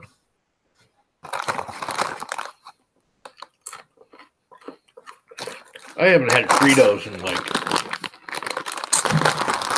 I don't know, 6-8 months. I like Fritos. Fritos are good. Oh, and the jets and the actual cylinder walls. It blackens this nasty carbon crap all over the valves. It destroyed the whole engine. It's not just the carburetor. It's like for food waste over here, we've got these bags, which are actually made out of potato. And well, it looks like a regular plastic bag. Yeah, but within 2 weeks, that will decompose. Oh, yeah? See, that's a good idea. Why aren't all bags made out of this? Probably because it's wicked expensive. Well, no, because the council give you these for free. These are for putting your tea bags and your food waste in. The only problem is if you leave the container for more than a week. Oh, Uncle Ron. I'm not even sure I can go right now, dude. I had to buy a hot water tank, and then right after that, I had to buy a cold water tank for the house. So I'm short about $3,000 that I was planning on using for that. I'm still planning on going. I still have money in the bank. But if I get whacked one more time with some major thing at this house, I'm screwed. I won't be able to go.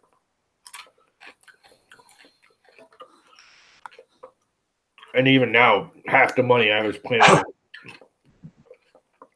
I had money stored away for it.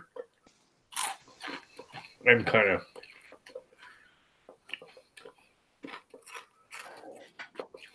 not sure I can afford it right now. It's right on the edge.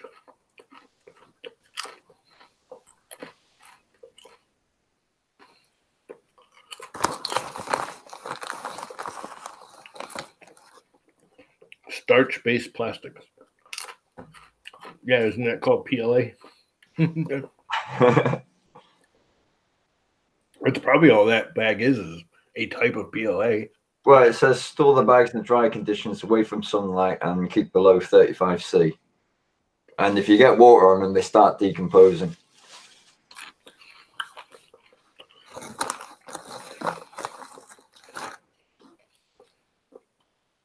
You know, the old peanuts that used to be like, I don't know, weird compared to they are now.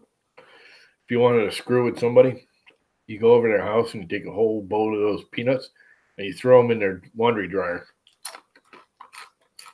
Crank it up. Yeah. They need a new dryer. There ain't no way you're cleaning that crap out.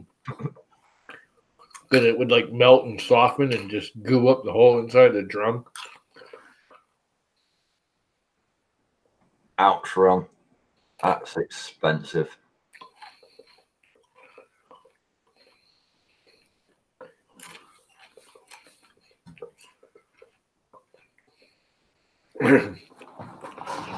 Yeah, I know your dog was having problems. How is the dog? Is he all right? I mean, is he fine?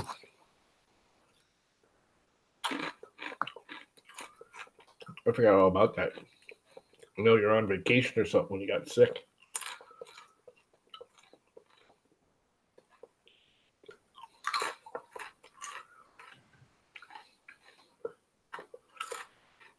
What was up with it?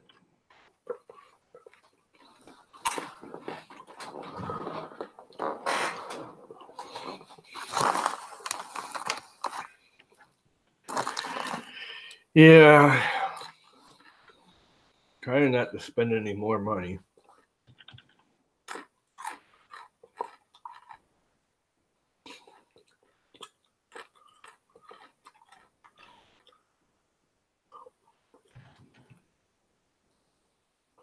Well, if you had all his mail parts moved, he is not doing good.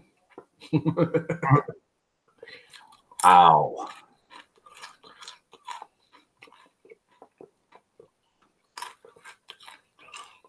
Was it a staffy? He's got nothing left down there to bend over and lick anymore.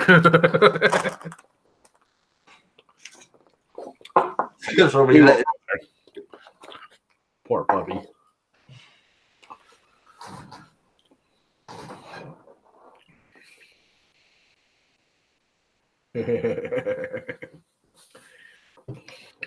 Actually, I think if I had my nuts taken off with the dog, I'd be wanting to bite my owner, not let it good luck with him. Yeah, I was just thinking that, Uncle Ron.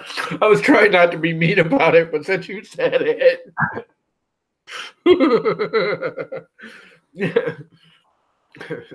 If I was the dog, I'd be sitting there going, yeah, just because I can lick mine and you can't, and you went and get mine ripped off. Chop them puppies right off, man. Oh, well.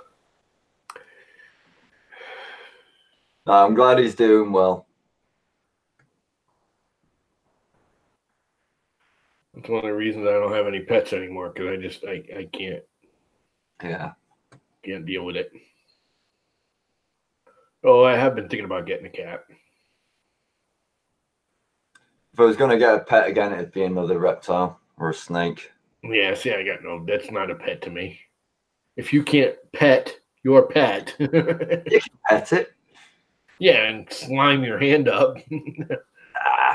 They're cool. I like a soft, fluffy. It's like those naked cats and dogs that like look like the Sphinx cats. It's not a pet, man. That's nasty. There's no need for that. Yeah. I like big, fat, fluffy cats and dogs. You know, your golden retrievers and your black labs and your, huskies, German shepherds. Something when you pet it, it's like nice and soft and cuddly and. Yeah. I've always wanted a pet raven, but yeah, I mean, I've had a few corvids over the years, but I always end up just wanting to get them back out and released again. They're entertaining. Yeah, there's no stray cats around here anymore. Connecticut brought the Fisher cats back. There's no such thing as a stray cat around this area anymore. Oh, you've got big cats now back there, have you? You know what a Fisher cat is? It's not a cat. They call them Fisher Kings. They're actually called Fisher Kings. Everyone calls them Fisher cats, but they're Fisher Kings. It's a little weasel otter. Oh, like a mink. Yeah, but they're the meanest, nastiest little freaking. Yeah. And they will take on anything and win. They take on stuff 3-4 times their size. And we had a serious turkey problem here, like unbelievably bad, because all the predators would, the area got overpopulated and all the predators went away. So the turkeys were causing traffic jams, dude, because they'd get in the middle of the road and you couldn't even just like run them over because there'd be literally 400 or 500 turkeys in the middle of the road. Yeah. And it was just like you couldn't move. This was only like 4 or 5 years ago, 6 years ago. So the state went up to Vermont and New Hampshire and Canada and mass bred Fisher cats, Fisher Kings. They're like otters. And, brought them down here and transplanted them down here with they were hoping between them and the coyotes, they'd take out the deer because our deer were getting overpopulated to the point where they're starving to death. And that's why they the turkeys. Well, they wiped out the turkeys. The turkeys are completely gone now. We went from literally in like 4 or 5 years having thousands of turkeys. I mean, I used to wake up in the morning, there'd be a couple, 300 turkeys out in my yard. Yeah. I could walk out there and grab them by the neck. I mean, that's how many there were. And now there's none. None. And the minute the Fisher cats started taking out the turkeys, the Fisher cats started populating like crazy. They're everywhere now. And then they ate all the turkeys. And then they ate everything else that was, there's hardly any mice. Mice and rodents are the few things that can get away because they can get on the ground faster. Yeah. So there's still some of those, but the mice population's gone way down too. But so they take on domestic cats. Anyone that left their cat out at night, the cat was gone the next day. It's dead. The government thought, they'll eat everything and then they'll starve to death, not thinking, they'll start eating everything else. Yeah, they just ate everything. There's like no any ground clutter animal in this area has pretty much been. Because the other thing is we were just starting to get red fox back in this area, and they were starting to come in healthy. I mean, we've had them for about 15 years. They've been coming back, but they're kind of scraggly. Which sounds like a better thing to actually get in. Yeah, well, the red fox were coming back, and now they've all disappeared again because the Fisher cats take them on. Even though they're, the red fox is 3 times the size, Fisher cat's way faster, way more mean, way more agile. That's native to your. They scare me. I mean, they'll take on a human.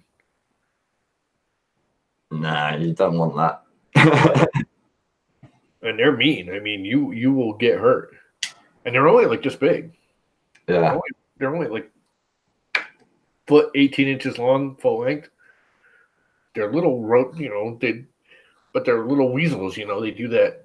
Their back curls up. They look like a freaking horseshoe running. I get them all out my back deck here because my parents are freaking Indians and put bird feeders out there and bird bath. Mm. So they wind up around the post of my deck and they just sit there at night waiting for the bird to come into the bird feeder or the bird bath. And they just snap it right out of the bird feeder. You'd just be hearing it at 2 o'clock in the morning, all of a sudden you hear, bah! Oh, and they scream. Dude, when they get in a fight, know why these things sound like little babies, like human babies screaming at the top of their lungs. That's exactly what they sound like. It's the scariest sound you'll ever hear. Oh, the things are horrible. Again, another thing I love about the UK, because if it screams, it's a fox. End of. Well, at least you still have them. We were just starting to get them, dude. We had a couple beautiful fox that live out in my front yard. I'm pretty much surrounded by a swamp. I'm in a very much beach area. It's like super populated if you go a half a mile north, and it's super populated if you go a half a mile or east or west. And I'm like right in the middle where there's there's like 5 or 6 houses right here, and that's it. Yeah. And it's swamp all around us. So we were getting fox and the big cranes, the big birds, all that stuff. Fisher cats, all that crap's gone. It's like over here, we've got just in this area, I'm surprised actually the amount of wildlife that's in my area. You know, and we've got a badger set just up the road that's now spread underneath the road of the school. And it's a huge set. You know, I mean, the family's just getting larger and larger, and they're just moving down the actual hill slope. And you can see all the holes in that. We got foxes. Locally, we've got like owls. I've seen just trying to think of which bloody eagle it is. Things, man, foxes and owls, because they keep the rodent population down. Yeah. Yeah, when we've got a big park full of rabbits.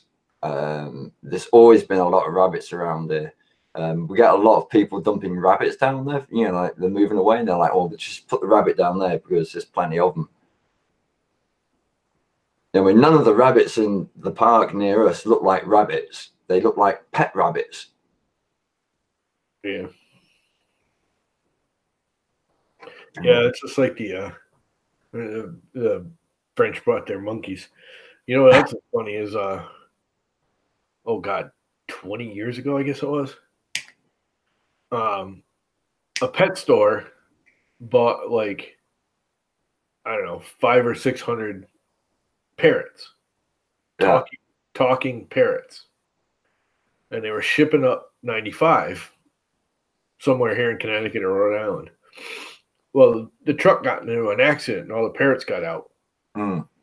And now in Stamford, there's like a baseball field with like 10,000 parrots. Because that's where the truck crashed, and they're all just migrated.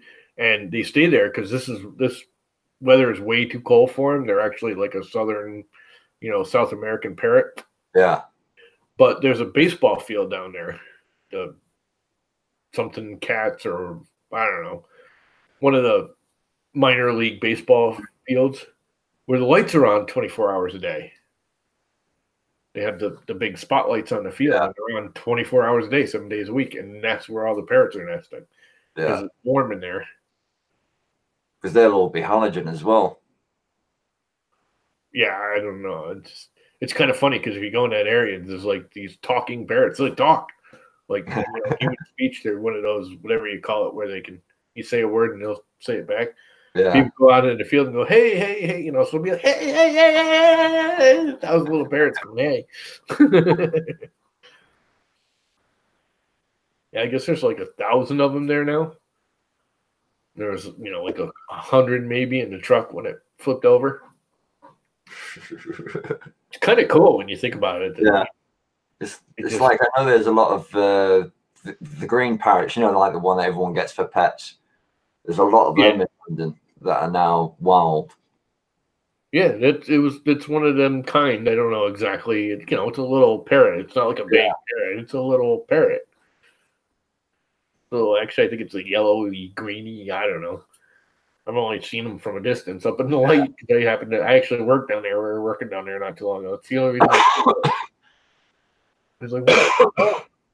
We're working in the field. We're patching the fence up. And we're talking, and all of a sudden, you hear somebody talking off in the distance. And you're like, talking to the foreman of the property or whatever. Actually, I think it's a college. Mm. I don't even remember now. This is a long time ago. Yeah, well, 10 years ago, probably. And the guy's like, I'm like, who the hell, why is it repeating everything we say? He goes, it's the freaking parrots up in the lights. I'm like, what? And then he told the whole story about the truck flipping over, and it's become like a really popular like bird thing because it's all the bird peepers. They like going there and checking them out. Only cheering fans in the stands, yeah. Yeah, I guess it's like a real distraction when they're playing the games and stuff too. Yeah, just don't look up. Well, you don't really see them because they're all in the light bars and the light boxes. No, I was more concerned about the shit coming down. You start talking or anything, and the thing starts repeating, and there's like 1,000 of them repeating exactly what you said. They heckle the players. Yeah. Well, that's what they're doing too. The people in the crowds, once they discovered this when it was new, now it's not even a big deal. People are like, whatever. It's been probably 10 years now, 15 years. Yeah. But the people, when it first started, that's what they did. They start used to, yelling hecklers to, especially the teams that were coming in, from outside and didn't know, especially when it started. All the white brackets are yelling, crap at them.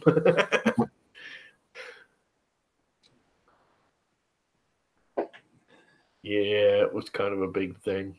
I don't know if they're still there. I haven't been down there. This is, like I said, 10 or 15 years ago. Oh, that's still People beer. worried about them dying off, and they kept, populating. But they were worried because, it's such a small area they can forage in that they were going to starve themselves to death. Yeah, they said that with because we got the Welsh Mountain Zoo just up there, and I remember reading up on in the 50s, they had some black snakes that escaped, rat snakes, big ones. Yeah. And they were like, "Oh, no need to worry about them; they'll die out. The cold will get to them and stuff like that."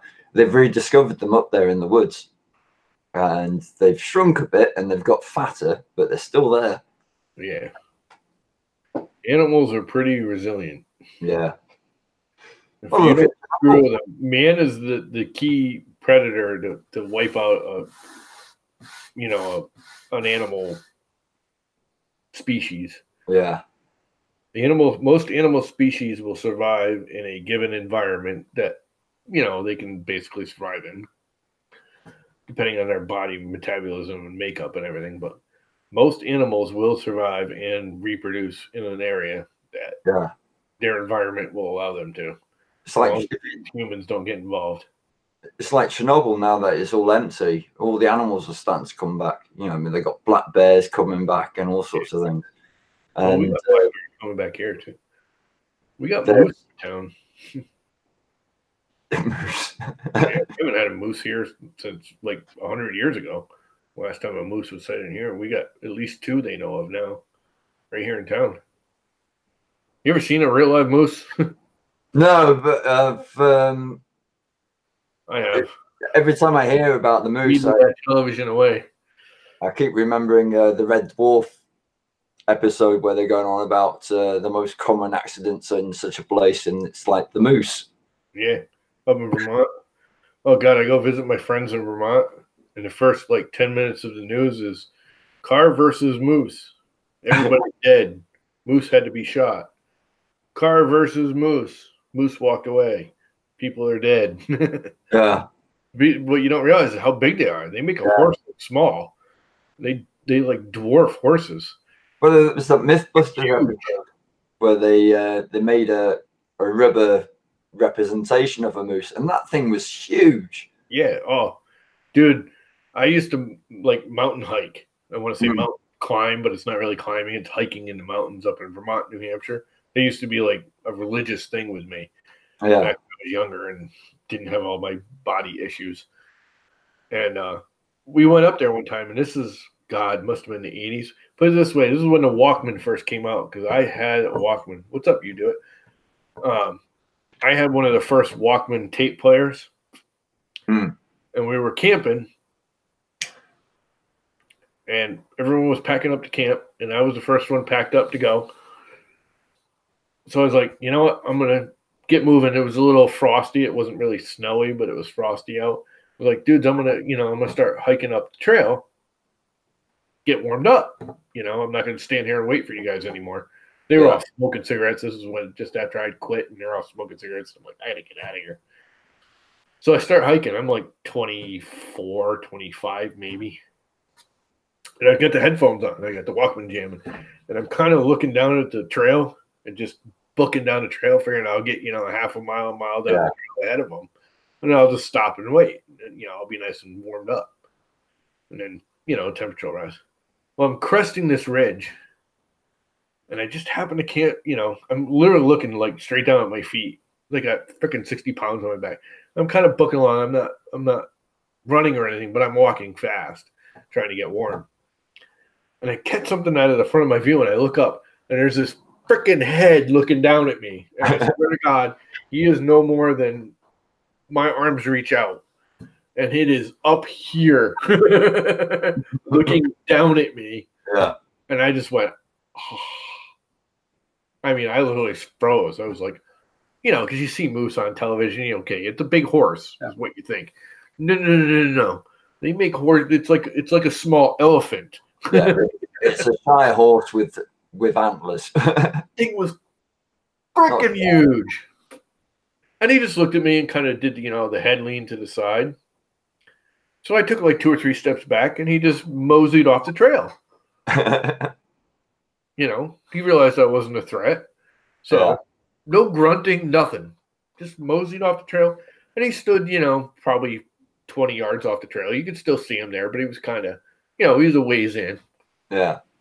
So I'm sitting there, and I actually turned around and started going back to the guys. I'm like, dudes, whoa, freaking out.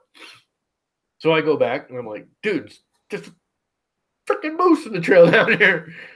So we have this one big kid. I mean, he'd just gotten out of the military, but he was always, kind of fat. But he just got out of the military, so he was husky too. But he's got to be like 5. He's shorter than I am. He's only like 5'4", 5'6". I mean, he's short, dude. And he's got to be 250 pounds at the time. But like I said, he just got out of the Marines, so he was, husky weight as well as fat weight. Yeah. And he's like, I gotta see this thing. So he starts running up the trail. I'm like, dude, do not go after this fucking moose. Pardon my friend. Like, just don't. It's just stupid. The thing's huge. It's like, I gotta see it. I gotta see it.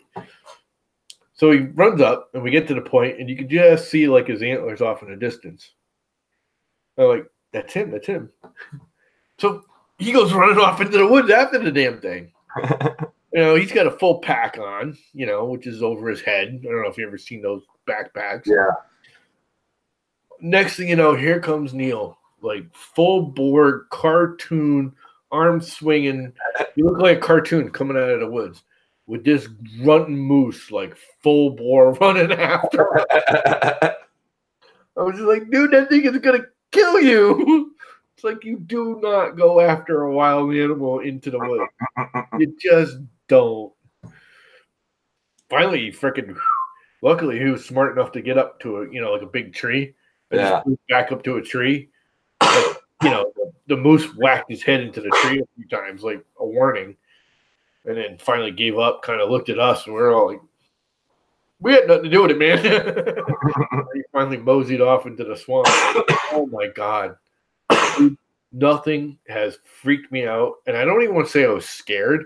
I was more just surprised. Again, you see it on TV, and you're like, okay, it's huge. Yeah. Big animal. It's a horse. No. Bigger than a horse. Much, much, much bigger than a horse. Much bigger than a horse. I've been around horses all my life. I mean, there's a horse farm right down the street. I used to go ride horses as a kid. So horse didn't bother me. This thing freaking dwarfed a horse. Holy crap, did it dwarf a horse. It was huge. Right, so sure it was going, going down to the pond where we happened to be camping that night. Probably just where he's headed to. That thing was, I wish I had like iPhones back then, boy. Yeah. Because that would have been a wicked picture with that thing standing there right in front of me. That's another thing I've noticed over the years. When I was younger, it was like, I'd see something, it'd be like, that'd be absolutely perfect if I had a camera. Yeah. Now that you have one, you never could see anything. Yeah, I'd never see it. Right, mate. It's because you don't do the things you used to do when you were a kid either. True. Like, there ain't no way I'm hiking, 50, 60 miles into the wilderness anymore. Yeah.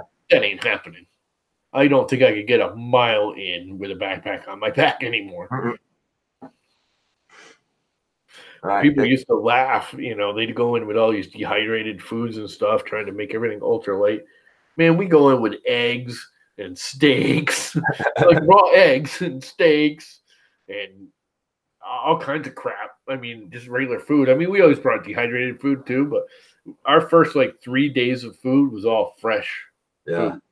So we were always packing like an extra 10 pounds that first day. It was ridiculous the crap we did as kids. And I mean, we felt it. Don't get me wrong. It wasn't like we were like, oh yeah, I got an extra 10 pounds on it. It's no big deal.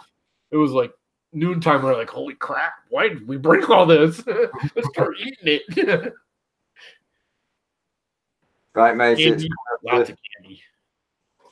It's coming up to 3:30 for me in the morning. I'm gonna have to. Crap, that's right. Late there. Snickers bars. That was a big thing to bring trail hiking. Snickers bars. Yeah, I'm about ready to head out anyways myself. It's 10:30. Well, this was supposed to be about my list of things to do. That got blown off. Actually, I think I got it figured out. Yeah. Walter's bobblehead's got to be a priority. I'm figuring if I can get it done by Wednesday or Thursday at the latest, have it all set, I can box him up and ship it down to him, and he'll get it in time for Sunday. Be cool if you could get Miss Country done as well. Yeah. That's one of them I have to be in the right mood because it's more about accuracy. This is not accuracy. This is just getting it done. Making it look funny. Know the feeling. You know, that's trying to.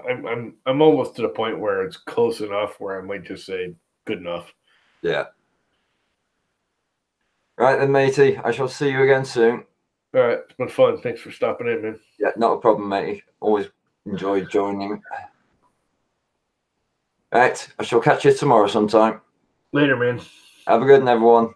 Later, guys. Everyone that happened to pop in, all you nice people that come and view my stupid yacky stream, where we sit here and BS about moose in the wild. Yeah, I'm gonna kill it. Thanks for stopping in, guys. Have a wonderful evening. What time is it? It's 10:30. Close enough.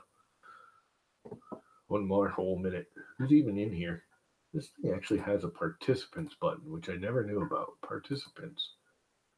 Me and Uncle Ron. That's all it says. And yet there's more people than that in here. So that button's useless.